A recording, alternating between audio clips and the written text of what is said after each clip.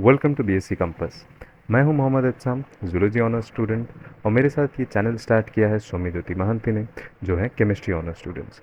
हम दोनों ही आपकी तरह बीएससी के स्टूडेंट्स हैं।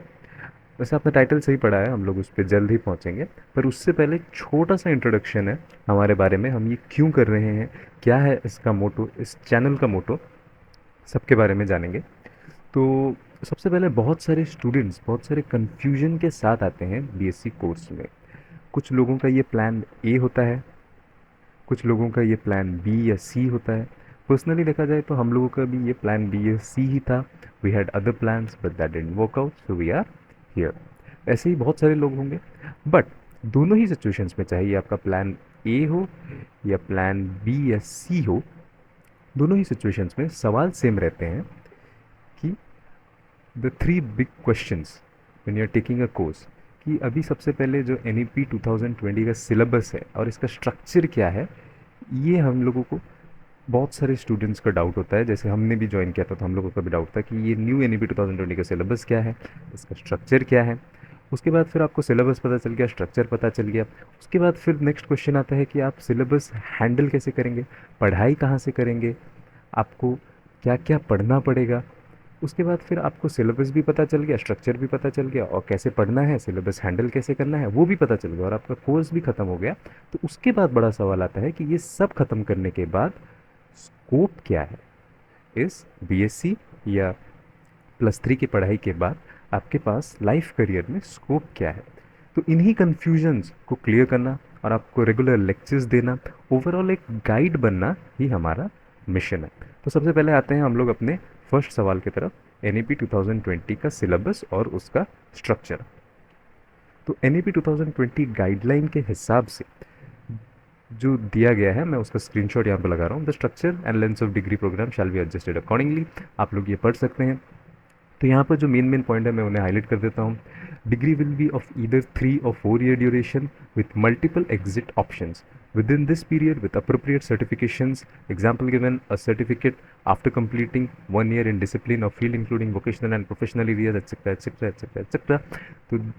तो बेसिकली यहाँ पर है कि आप किसी भी साल पे आप एग्ज़िट ले सकते हैं, आपको उसी हिसाब से डिग्री मिल जाएगा। तो अगर आप फर्स्ट ईयर पे, अगर आप 1 साल कंप्लीट करके एग्ज़िट लेते हैं तो आपको मिलेगा सर्टिफिकेट, जिसे बोला जाता है फाउंडेशन। फाउंडेशन का आपको दे दिया जाएगा सर्टिफिकेट। अगर आप 2 साल कंप्लीट करके एग्ज़िट लेते हैं तो आपको मिलेगा डिप्लोमा। अगर आप 3 साल कंप्लीट करते हैं तो आपको मिलेगा एक डिग्री का सर्टिफिकेट। और अगर आप 4 साल कंप्लीट करते हैं तो आपको मिलेगा ऑनर्स विद रिसर्च। तो यहाँ पर ये जो 4 साल वाला चीज़ है, ये new, the fourth year is been newly added. तो अभी इसका क्या मतलब है, वो इन 4 सालों में, इन 3 सालों में क्या पढ़ेंगे हम लोग। इन माई सजेशन, अगर आपको बीएससी के बाद एमएससी करना है, आपको यूजी के बाद पीजी ही करना है, तो आप 4 साल लीजिए और रिसर्च पे अपना, अगर आपका रिसर्च पर्पज़ है लाइफ में, तो you should go for the 4 years कोर्स। And if not you want to go for, आपको अदर दूसरे कुछ कॉम्पिटिटिव एग्ज़ाम्स हैं, एसएससी सीजीएल है, यूपीएससी है, वगैरह वगैरह, आपको उनके लिए अगर जाना है तो आप 3 साल में अपना डिग्री कंप्लीट कीजिए और उसके बाद फिर आप अपने कॉम्पिटिटिव एग्जाम्स की तैयारी पे लग जाइए। तो अभी इनका क्या डिस्ट्रीब्यूशन है, ये 4 साल वाला क्या है, 3 साल वाला क्या है, चलिए वो देखते हैं। H E Is will have the, H E I मतलब higher education institution, H E I मतलब higher education institution will have the flexibility to offer different designs of master programmes. There will be 2 year programme with the second year devoted entirely to research for दोस्त। तो ये masters के बारे में बताया गया है, यहाँ पर जो लिखा गया है मैं उसको आपको सरल भाषा में नीचे यहाँ समझा देता हूँ। तो सबसे पहले ओल्ड जो पहले होता था वो अभी भी है, न्यू भी रखा गया है, एकदम से बदला नहीं गया है। तो new N E P guidelines के हिसाब से वो भी है। तो पहले क्या करते हैं आप, 3 साल का आप यूजी करते हैं, उसके बाद फिर आप करते हैं 2 साल का पीजी। अब इन 2 साल के पीजी में 1 साल आप करते हैं पढ़ाई और 1 साल आप करते हैं रिसर्च। तो अब न्यू में आप क्या कर सकते हैं कि आप 4 साल पूरा यूजी ही कर सकते हैं, पूरा यूजी की पढ़ाई आप एक साथ, जो पीजी का ये 1 साल पढ़ाई था उसे आप यहाँ पे ऐड कर सकते हैं। यानी आप 4 साल टोटल पढ़ाई करेंगे और 1 साल आप सिर्फ और सिर्फ रिसर्च करेंगे। तो जिन्हें रिसर्च करना है, जो पीएचडी करना चाहते हैं आगे, उनके लिए ये बहुत ही अच्छा है। और अगर आप नॉर्मल रहना चाहते हैं, यानी नॉर्मल यानी आप कॉम्पिटिटिव एग्ज़ाम देना चाहते हैं, तो आप सिर्फ 3 ईयर यूजी करके आप ले सकते हैं एग्ज़िट। ओके, इतना यहाँ तक आप समझ चुके होंगे। जो 3 ईयर के यूजी कोर्स में आप लोग जो पढ़ेंगे सेमेस्टर वाइज क्या क्या सब्जेक्ट्स होंगे और उनके सिलेबस क्या होंगे, कैसे होंगे, वो अभी हम लोग समझेंगे। आपके 3 साल के कोर्स में टोटल 6 सेमेस्टर्स होंगे, यानी 2 ईच ईयर। और अब अगर आप 4 इयर्स वाला कोर्स लेते हैं तो उसमें 8 सेमेस्टर होंगे। तो अभी हम लोग अगर सारे सेमेस्टर का डिटेल सिलेबस डिस्कशन करेंगे तो वो बहुत ज़्यादा टाइम लग जाएगा, वीडियो भी बहुत ज़्यादा लंबा हो जाएगा और आप भी इतना ज़्यादा एक साथ ग्रास्प नहीं कर पाएंगे। तो इसलिए फ़िलहाल हम लोग सिर्फ फर्स्ट ईयर के first semester and second semester के बारे में डिस्कशन करेंगे और उन्हीं का सिलेबस स्ट्रक्चर और मार्किंग स्कीम क्या है वो देखेंगे। तो सबसे पहले फर्स्ट ईयर में आपके फर्स्ट सेमेस्टर में आपके मेजर होते हैं। ये मेजर जो है, मेजर सब्जेक्ट्स आपकी सारे सेमेस्टर में थ्रू आउट कॉन्स्टेंट रहेंगे, यानी मेजर सब्जेक्ट्स रहेंगे। बाकी ये जो AEC, MDC, VAC ये सारे हैं, ये किसी सेमेस्टर में होते हैं, किसी सेमेस्टर में नहीं होते हैं। आगे जाके आपके कोर सब्जेक्ट्स बढ़ जाएंगे, लेकिन मेजर और माइनर ये आपके कांस्टेंट रहते हैं through out all the semesters. तो सबसे पहले मेजर 1 आपके फर्स्ट सेमेस्टर में है कोर 1, कोर 2, फिर माइनर 1, फिर AEC, MDC, VAC, और ये सारे 100 मार्क्स कैरी करते हैं। पर यहाँ पर एक और चीज़ आप देख रहे होंगे कि मैंने लिखा है 4 क्रेडिट्स। अब ये क्रेडिट्स क्या है, इसके ऊपर भी अगर आप चाहते हैं तो मैं एक और वीडियो बना सकता हूँ पूरी तरीके से एक्सप्लेन करते हुए कि क्रेडिट्स वो आपका SGPA में कैसे आपको मैटर करता है, क्रेडिट से कैसे SGPA कैलकुलेट किया जाता है। आपकी ईच 100 मार्क्स अगर है तो उसमें आपका प्रैक्टिकल्स का मार्किंग, एग्ज़ाम का मार्किंग, प्रैक्टिकल का वेटेज, ये सब कैसे डिस्ट्रीब्यूटेड है। और अगर सारे सेमेस्टर्स का आपको डिटेल्ड वाला भी चाहिए, semester first semester, second semester, third, ऐसे लेके 6 सेमेस्टर तक आपको सारे सिलेबस चाहिए, तो उसके ऊपर भी हम वीडियो बना सकते हैं। आप प्लीज़ नीचे कमेंट कीजिए, हम ज़रूर से वीडियो बनाएंगे। अभी वापस आते हैं फर्स्ट सेमेस्टर की ओर। तो सबसे पहले आपका होगा मेजर 1, मेजर 2, यानी कोर 1 और कोर 2 दोनों 100 मार्क्स के होंगे। उसके बाद आपका माइनर 1, जिसे आप GE भी बोलते हैं, यानी जनरल इलेक्टिव, इसमें भी आपका 100 मार्क्स। उसके बाद फिर आता है आपका AEC, जो कि होगा उड़िया, हिंदी या संस्कृत, आप कोई भी लैंग्वेज चूज़ कर सकते हैं, वो भी 100। इन चारों सब्जेक्ट्स के हर एक के होते हैं 4 क्रेडिट्स। और क्रेडिट्स पे अगर आपको वीडियो चाहिए तो आप प्लीज़ कमेंट कीजिए, उस पर भी पूरा डिटेल्ड एक्सप्लेनेशन वीडियो बनाया जाएगा। उसके बाद फिर आते हैं आपके MDC एंड VAC। MDC यानी मल्टी डिसिप्लिनरी कोर्स, जो कि आप चूज़ कर सकते हैं, बहुत सारे कॉलेजेस में खुद से आपको देते हैं, या फिर आप लिस्ट से चूज़ कर सकते हैं, जिनके 3 क्रेडिट्स होंगे। और VAC भी यानी वैल्यू एडेड कोर्स, इसमें आपका आ जाएगा EVS या फिर डिज़ास्टर मैनेजमेंट, एट्सेट्रा एट्सेट्रा। तो ये भी 100 मार्क्स का। टोटल आपका ईच सेमेस्टर में 600 मार्क्स का एग्ज़ाम ये रहेगा हमेशा कांस्टेंट। उसके बाद चलिए बढ़ते हैं सेकेंड सेमेस्टर की ओर। तो यहाँ भी आपका मेजर मेजर सब्जेक्ट्स 2 रहेंगे, यानी कोर 3 और कोर 4। तो ये भी 100 मार्क्स ईच, 100 100। उसके बाद फिर आ गया आपका माइनर 2, ये भी 100। उसके बाद फिर आपका AEC सेकेंड सेमेस्टर में पहले था आपका उड़िया, हिंदी और संस्कृत, ये फ़िलहाल उड़ीसा के लिए है। उसके बाद फिर मैं उड़ीसा है तो वहाँ पे उड़िया है।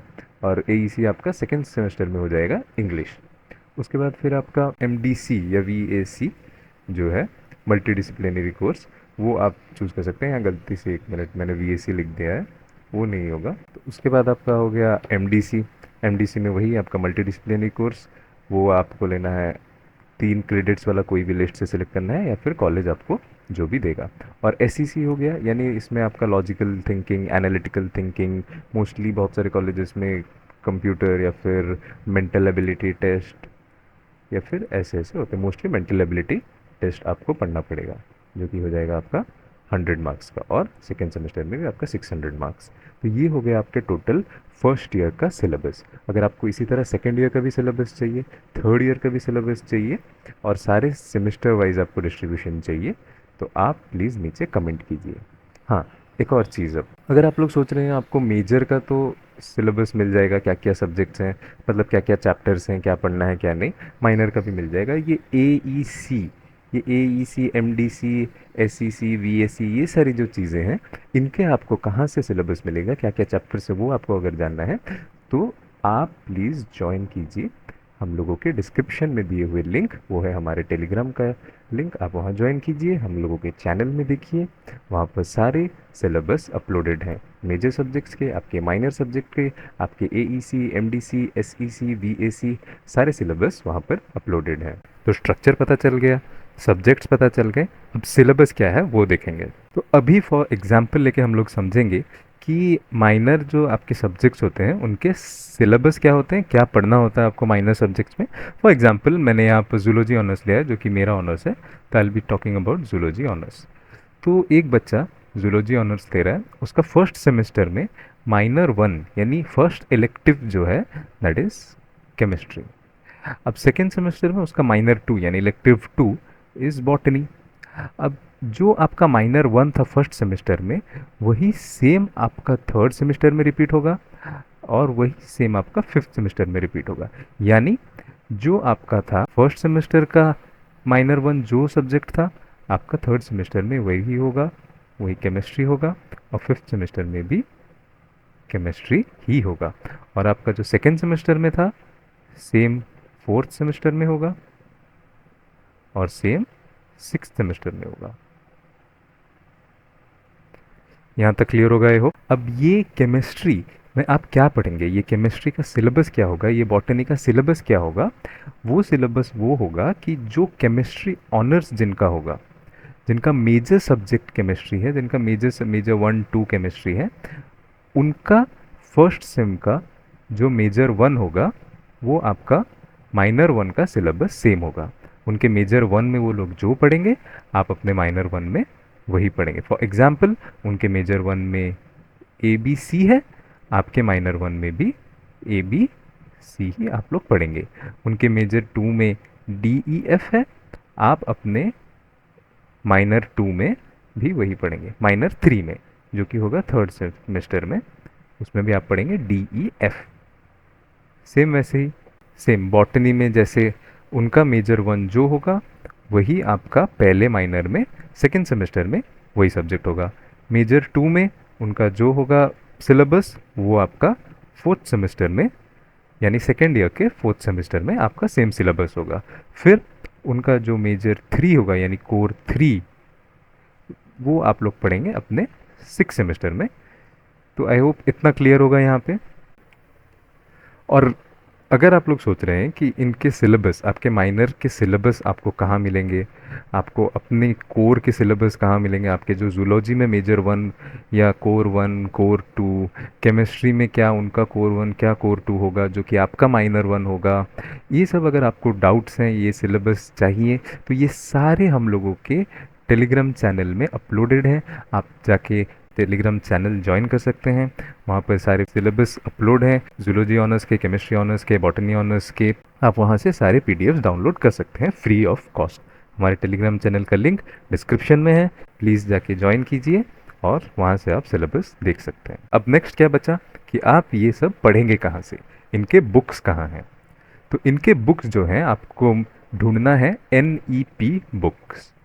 NEP बुक्स यहाँ पर जैसे लिखा है as per NEP 2020 model syllabus, ये है आपके केमिस्ट्री ऑनर्स का इलेक्टिव पेपर है ये।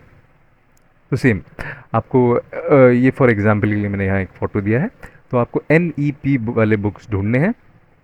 और बुक्स बहुत सारी जगह पे अवेलेबल होते हैं, कहीं कहीं अवेलेबल नहीं होते। और अगर आपको बुक नहीं खरीदना, आपको इजी टू गो PDF चाहिए, तो आप हमें टेलीग्राम पे कांटेक्ट कर सकते हैं। हम लोग आपको बुक की PDFs भी प्रोवाइड कर सकते हैं with a very minimal price tag. उसका भी लिंक डिस्क्रिप्शन में है, आप प्लीज़ वहाँ जाइए, हमें कॉन्टैक्ट कीजिए और आपको बुक अवेलेबल किया जाएगा। और हाँ, ये सिर्फ एक डिस्कशन चैनल नहीं है, हम यहाँ लेक्चर्स भी अपलोड करेंगे, टॉपिक्स को ब्रेक डाउन करेंगे, सिंपल लैंग्वेज में एक्सप्लेन करेंगे और एग्जाम ओरिएंटेड प्रिपरेशन करने में हेल्प करेंगे। साथ ही स्टूडेंट लाइफ के टिप्स और पर्सनल एक्सपीरियंसेस भी शेयर करेंगे। केमिस्ट्री के लेक्चर्स ऑलरेडी अपलोड होने शुरू हो चुके हैं और जूलॉजी के लेक्चर्स जो कि मैं रिकॉर्ड कर रहा हूँ वो जल्द ही अपलोड होंगे। केमिस्ट्री के लेक्चर्स जो मेरा दोस्त है, माय पार्टनर सौम्य ज्योति महंती, उन्होंने अपलोड कर दिया है। आप प्लीज़ जाके वो वीडियोस भी चेकआउट कीजिए। फर्स्ट सेमेस्टर के कोर वन के वीडियोस अपलोड हो रहे हैं, आप उन्हें प्लीज़ जाके चेक कीजिए और जूलॉजी के भी जल्द ही जल्द अपलोड होंगे वीडियोस।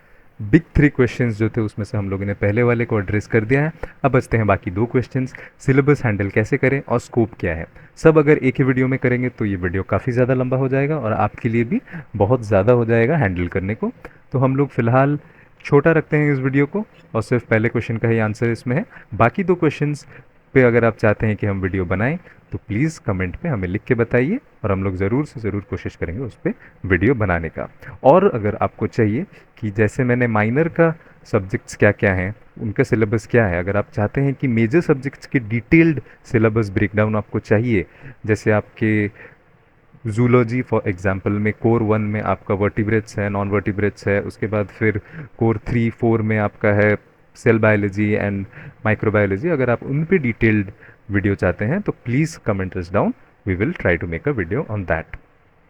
एंड जाने से पहले एक चीज़ क्लियर कर देते हैं, हम प्रोफेशनल ट्यूटर्स नहीं हैं, हम भी स्टूडेंट्स हैं, लेकिन इसी वजह से हम आपको बेटर समझ पाते हैं। जो हम सीख रहे हैं वही आपको सिखाएंगे और इसी जर्नी में आपके साथ चलेंगे।